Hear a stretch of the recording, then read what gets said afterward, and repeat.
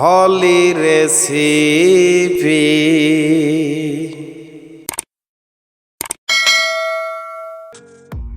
আসসালামু আলাইকুম, হলি recipe channel থেকে আপনাদেরকে সকলকে ওয়েলকাম জানাচ্ছি।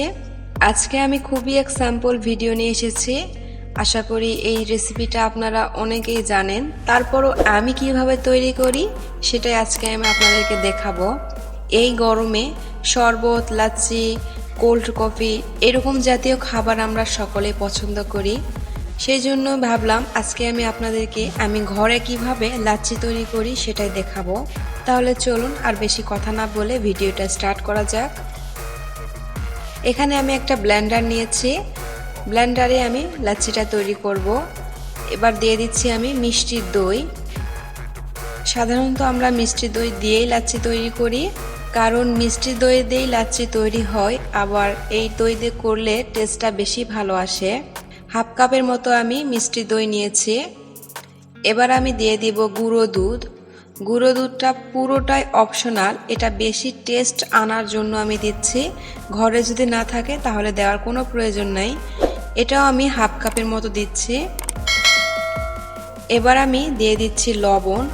লবণটা অল্প একটু দিব, স্বাদটাকে যেন ব্যালেন্স করতে পারে। দিয়ে দিচ্ছি চিনি। চিনিটা দিয়ে দিচ্ছি পুরোটাই টেস্ট অনুযায়ী, কারণ মিষ্টি দই দেওয়া আছে, অবশ্যই চিনিটা বুঝে দিবেন।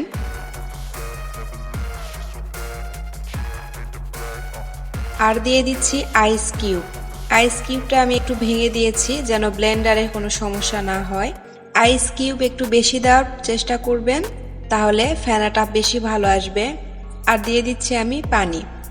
এবার শুধু ব্লেন্ড করলে আমাদের লাচ্ছিটা রেডি হয়ে আসবে।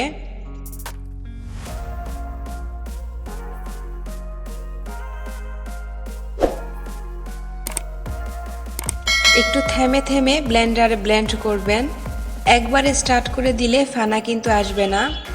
ব্লেন্ডার একটু থামিয়ে আবার স্টার্ট করবেন, 30 সেকেন্ড 50 সেকেন্ড এভাবে রেখে আবার দিবেন, তাহলে ব্লেন্ডারও ভালো থাকবে এবং লাচ্ছিটাও ভালো হবে।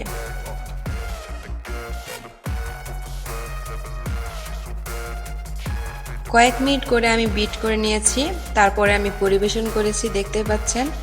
এখানে যদি আর একটু আইস কিউব দিয়ে পরিবেশন করেন তাহলে আরও বেশি মজা লাগবে, ঠান্ডা ঠান্ডা পাবেন, কারণ ব্লেন্ড করার সময় আইস কিউব কিন্তু অনেকটাই গলে যায়। এই তো এই গরমে অনায়াসে এটা চটপট বাসায় তৈরি করতে পারবেন খুবই সহজে, আর খুবই অল্প উপকরণ লাগে। শুধু লাচ্ছি খাওয়ার জন্য আর রেস্টুরেন্টে যাওয়ার কোনো প্রয়োজন নেই। ঘরে মেহমান আসলে তাদেরকেও পরিবেশন করে দিতে পারবেন। রেসিপি ভালো লাগলে অবশ্যই আমার চ্যানেল সাবস্ক্রাইব করতে ভুলবেন না। তাহলে এখানে বিদায় নিচ্ছি, আবার নতুন রেসিপিতে হাজির হব। খোদা হাফেজ।